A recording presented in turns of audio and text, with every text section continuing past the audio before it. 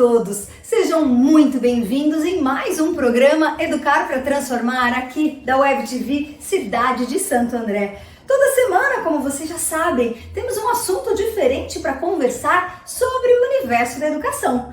Essa semana o nosso assunto é um pouco diferente porque não é só o universo da educação escolar, e sim a educação do paladar. O tema de hoje é a importância nutricional desde a introdução alimentar. E para esse assunto super importante para ser discutido, eu tenho aqui Gislaine, que além de ser minha amiga, é uma excelente profissional no ramo da nutrição.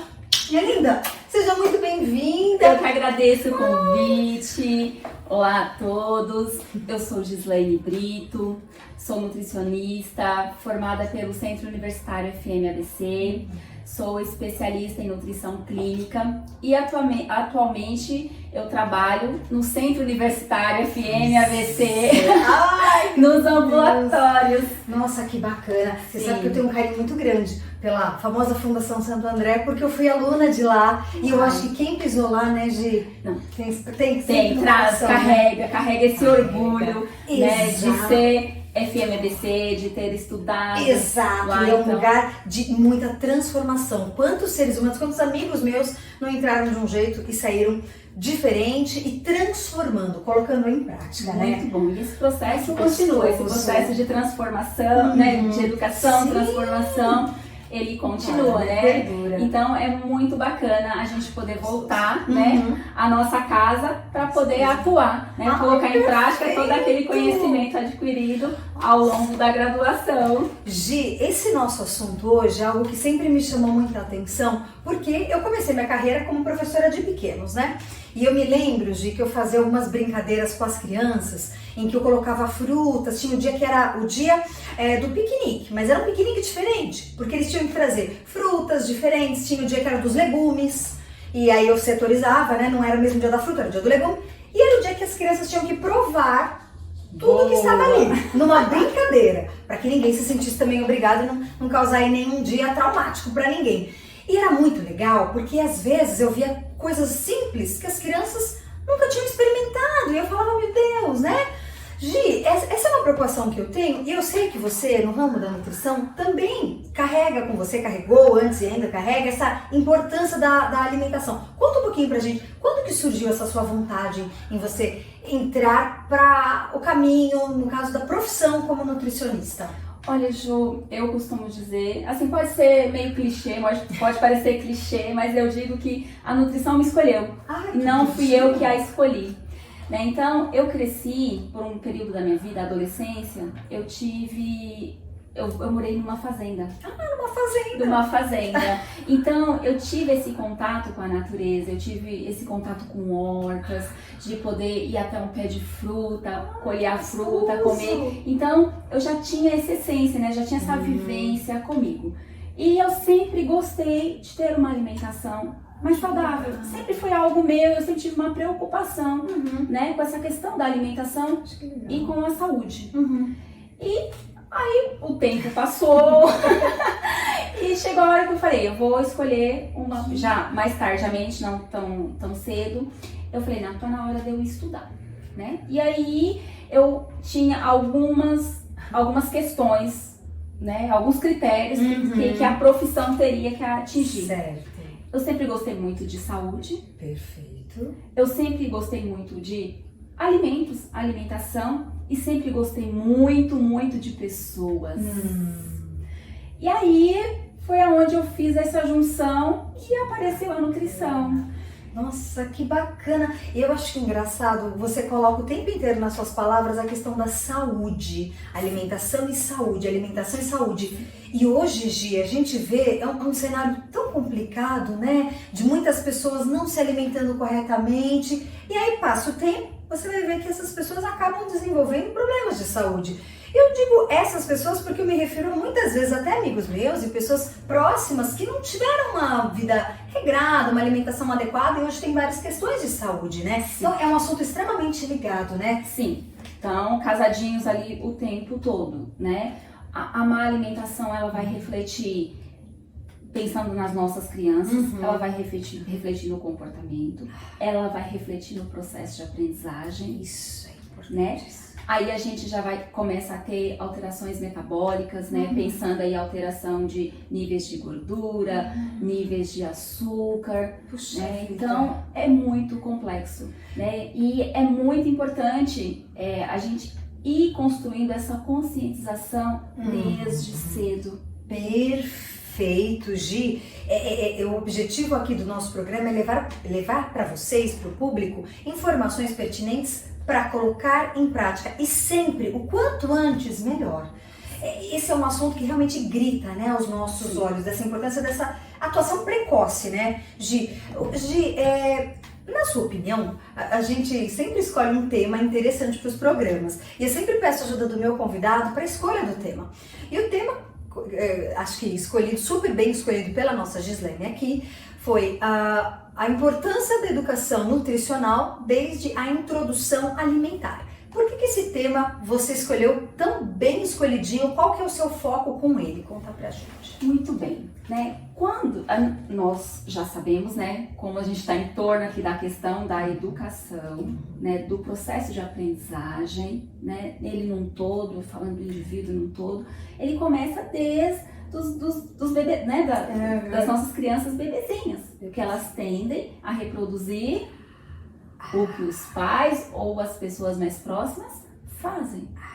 Não é assim? Mas eu lembro quando quando era criança, minha mãe às vezes fazia alguma coisa um pouquinho diferente e eu tava fazendo o que ela dizia que era o certo, então eu cobrava dela. E ela, não, a mãe tá fazendo certo. Porque a gente olha demais, né, enquanto criança, enquanto adolescente, o que o adulto faz ao nosso redor. Isso é algo que reflete muito na alimentação. Sim. Então, quando a criança começa a ter contato com os alimentos, é muito importante que eles tenham contato com alimentos saudáveis, mas, acima de tudo, que os pais estejam junto desse processo, que os pais também consumam alimentos mais saudáveis, que a família tenha hábitos mais saudáveis, porque eles vão ver, os pais são referência para os filhos. Então, as crianças entendem que tudo que os pais fazem está correto, porque é a referência deles, é o melhor. Então, tudo que o meu pai ou que a minha mãe faz,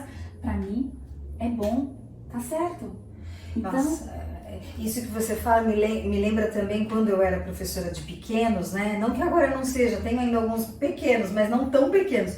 E eles olhavam demais para as minhas questões, as minhas atuações. Se eu ia tomar um lanche, que lanche que a Pro estava tomando. Então, quer dizer, se a professora chama a atenção e é um exemplo, o quanto que a mãe não é. E a questão da gravidez também é algo que é complicado, né? Sim. Então, esse processo, ele começa desde a gestação. Então, é muito importante aí para as futuras mamães já pensarem nesse aspecto. Então, a gente já sabe que a alimentação da mãe, né, já vai refletir nessa composição placentária e essa placenta, né, onde né, é o órgão que envolve o bebê, ele já vai passar a ter contato, né, com aqueles alimentos que a mãe consome lá na gestação.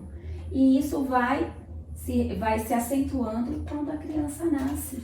Isso. Né?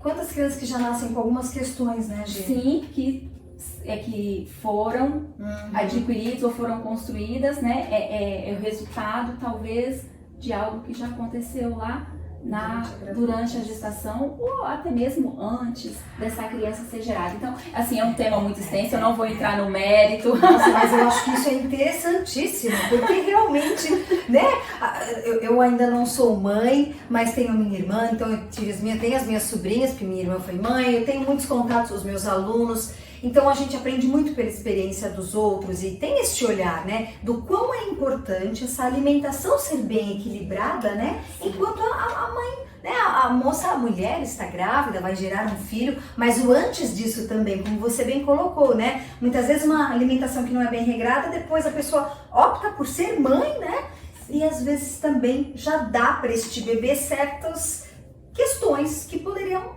ser melhores no quesito da nutrição para ele, até na questão genética. Né? Na questão genética, sim, porque isso reflete nos genes, né, dessa criança. Então, é muito importante a gente já ter esse pensamento, né, a gente refletir, sim, para essa conscientização, né.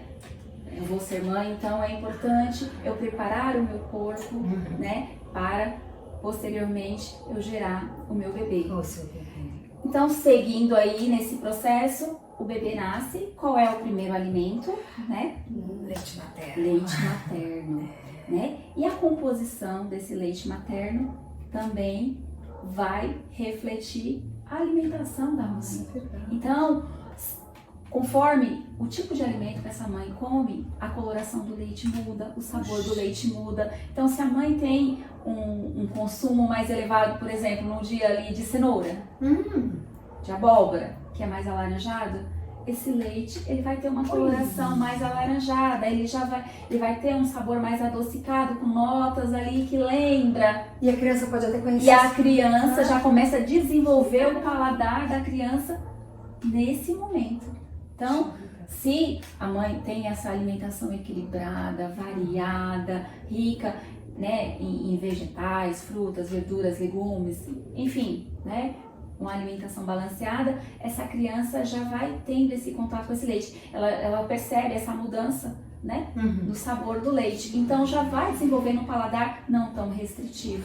Isso é algo que você colocou e sempre me preocupa bastante quando eu vejo até os adolescentes, que hoje é o público que eu mais tenho contato nas aulas, né? E eles falam, teacher, eu gosto disso, porque eu também tenho minha atuação como professora de inglês, para quem não sabe, em casa. Eu falei, teacher, então, teacher, eu não gosto disso, eu gosto daquilo. E é engraçado, sabe, Gi? Porque não quer dizer que a mãe, muitas vezes, não apresentou o alimento. Não, muitas vezes, ô Ju, eu falo desse alimento, que às vezes fizemos um lanchinho, um piquenique, tinha lá. E a mãe falou, não, quantas vezes eu apresentei mais ele?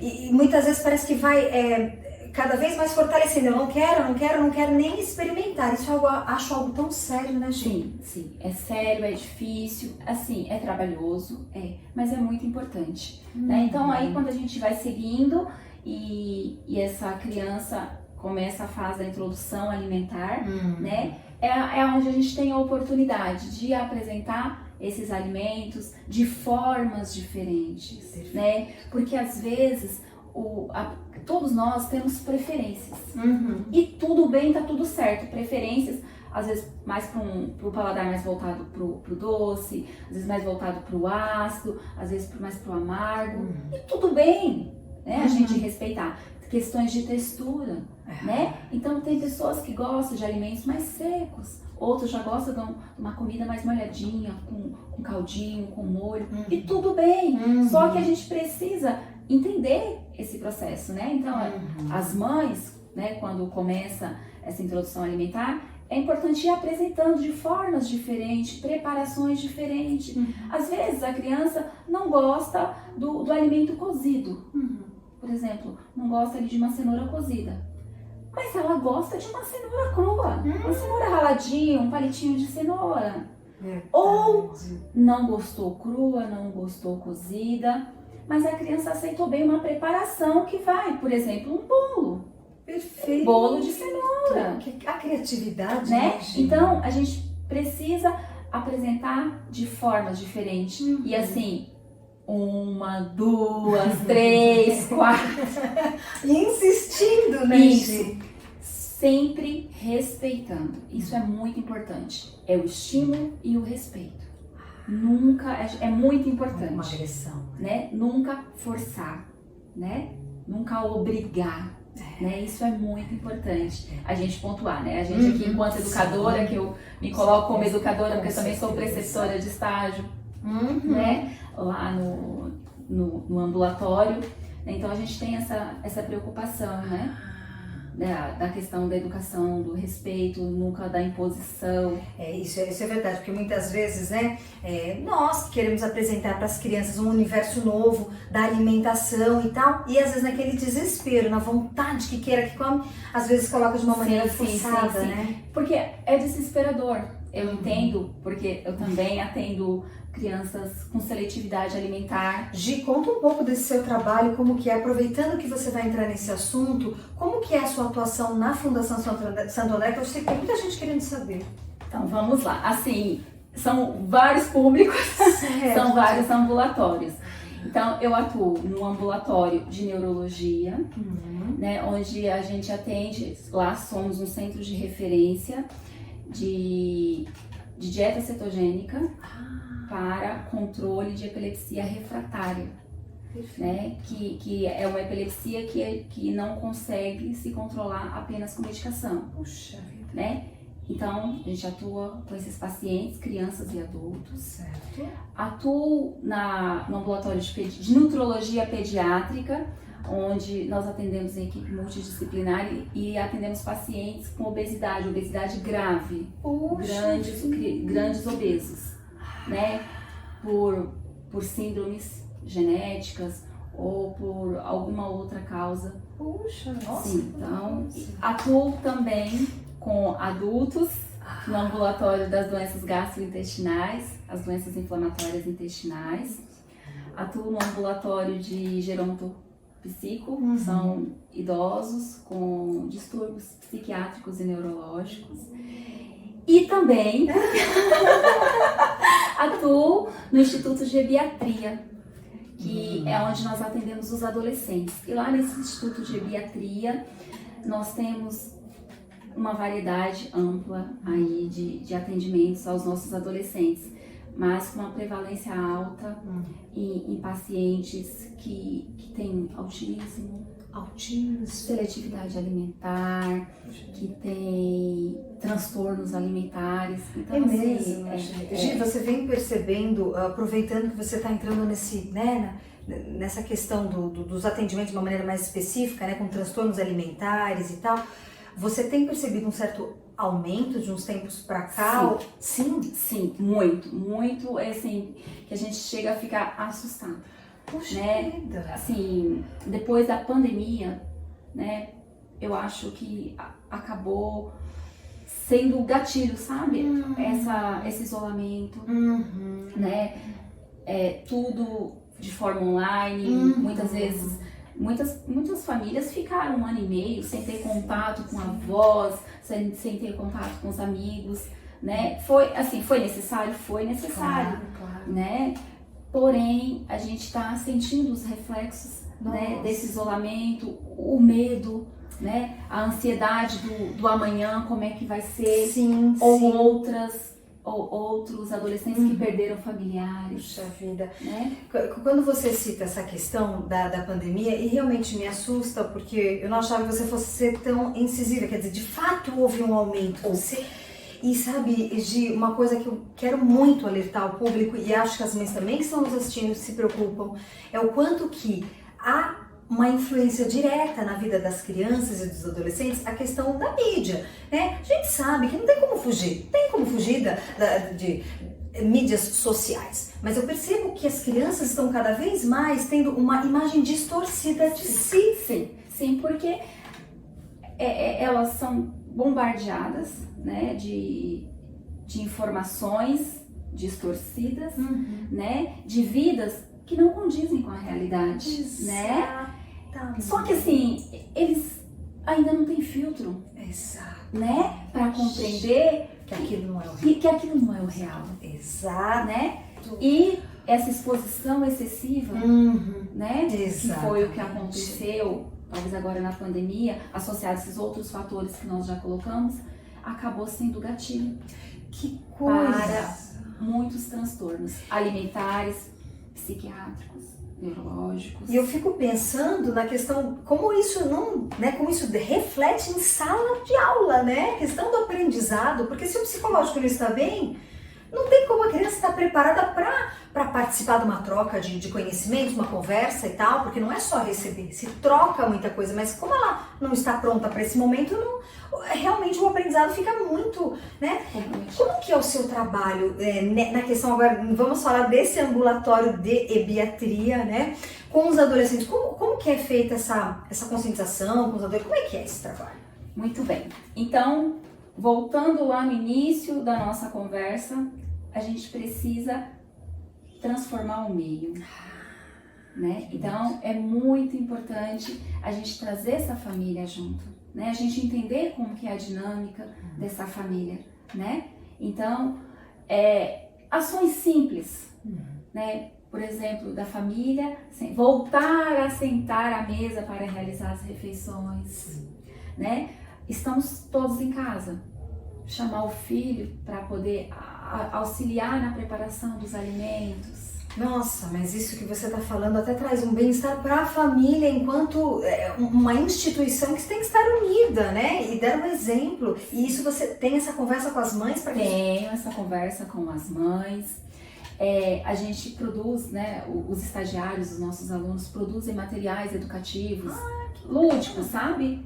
Para a gente poder demonstrar para essas famílias, para a gente poder demonstrar para esses adolescentes, né, que às vezes são ações simples, coisas que nós temos em casa, sim, né, para poder melhorar, né, assim, a compra, por exemplo. Nossa, o momento da compra, ela é extremamente importante, porque se eu tiver um armário estocado de guloseimas, coisas industrializadas, não vai adiantar nada eu falar pro meu filho, você precisa comer a banana.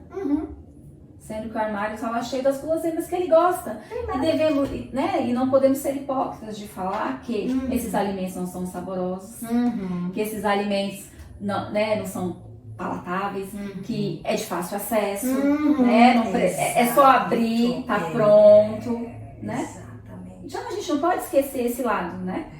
Então que é isso que atrai, né? É isso que atrai os nossos adolescentes. Então a gente tem ações para educar as famílias na hora da compra, né? Nossa, isso é muito importante. Evitar estocar esses alimentos. E a gente faz contas. Que bacana! Né? Porque a gente lá o nosso atendimento é pacientes do SUS. Certo. Né? E assim, se a questão de renda, a questão financeira já não era fácil no nosso país, depois dessa pandemia, a coisa vem se agravando cada vez mais, né? Então a gente sabe também que não é barato, né? Muitas vezes as escolhas, né? Fazer escolhas mais saudáveis, assim. A indústria não colabora muito conosco, né? Mas nós precisamos nos reeducar também nesse sentido, sentar e fazer contas, né? Por exemplo, se toda semana, todo final de semana, se compra uma pizza, se come pizza. Uma família ali de 5 pessoas compravam 2 pizzas. Quanto custa? Exato. 2 pizzas? Isso custa caro. Custa caro, bem né? caro. Então, qual a nossa sugestão? É pegar esse mesmo valor e demonstrar para eles que é possível comer algo diferente, sim, né? Porém mais saudável. Exato. Por exemplo, uma torta. Sim, verdade. Uma torta caseira, ali, uma torta de frango. Isso que eu ia falar, né? Difícil alguém rejeitar uma torta de frango. Uma torta de frango. Ok, um patê para comer ali com umas torradas, para comer ali com pão. Então são ações desse tipo. Aí a gente trabalha com essa questão da compra, né? De fazer as contas. Depois a gente fornece receitas, a gente elabora receitas de aproveitamento integral de alimentos, né? Pra gente poder aproveitar o alimento na íntegra, num todo, né? Pra não desperdiçar nada. Puxa, né? Que além do valor nutricional, vem a questão da economia, né? Então, que é possível, né? A gente tenta demonstrar para essas famílias que é possível, sim, fazer uma refeição diferente, prazerosa, né? Não deve se abrir mão desse momento de confraternização em família, mas isso não quer dizer que precisa sempre ser regado a alimentos industrializados ou alimentos não tão saudáveis. De começar a fazer em casa. Então, a família se juntar para preparar o lanche ou a refeição diferente do final de semana. Só da família se reunir, Gi, que eu vejo, infelizmente, a gente estamos tão atribulados com afazeres relacionados ao trabalho que muitas vezes falta tempo, mas às vezes a gente não cria oportunidades para reunir a família, né? É mais prático, cada um vai para um compromisso e tal. Agora, se você tem uma oportunidade de vamos nos juntar para fazer uma torta junto, então acaba ensinando também as crianças e os jovens, né? Sim, a gente ensina, então a gente está educando. E assim, o que é mais prazeroso? A gente está fortalecendo os laços, a gente está fortalecendo essa família, né? Então eles vão ver os pais inseridos nesse processo, eles vão ver os pais também comendo, né? Então eu sempre falo isso, não adianta nada falar que o adolescente precisa, né? A criança, o adolescente precisa comer saudável, enquanto os adultos estão lá comendo aquele fast food. Exatamente, exatamente. Não tem coerência. Não tem. Hoje, um outro assunto, mas eu acho que para a entrevista de hoje talvez não caia por causa do horário, mas já aproveitando, pensando numa outra oportunidade, eu queria muito trazer você um outro dia para falar um pouco sobre a questão de quando a seletividade, a questão do indivíduo ser muito seleto para comer, está relacionado, por exemplo, à questão do autismo. Porque hoje a gente vê, graças a Deus, né, eu vejo que as pessoas estão se comunicando mais e estão colocando mais essas questões que antes ficavam guardadas em lugares e ninguém se discutia. Somos diferentes, temos transtornos, sim, temos questões que precisam ser trabalhadas e não ficarmos em silêncio. E eu quero trazer para o público informações, por exemplo, relacionadas à alimentação de uma criança que tem aí o transtorno do espectro autismo. Só confirma pra gente, tem uma questão aí de uma alimentação talvez diferenciada para esse público? Sim.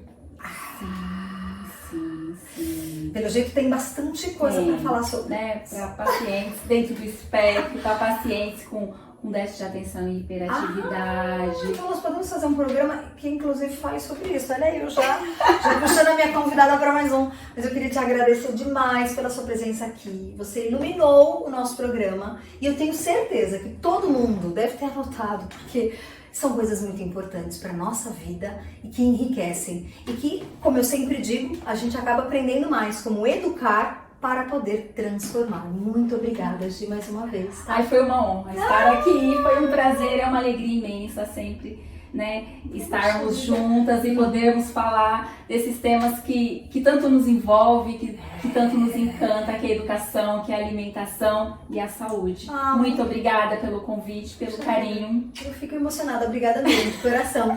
E a vocês, um obrigada também muito especial e até a próxima.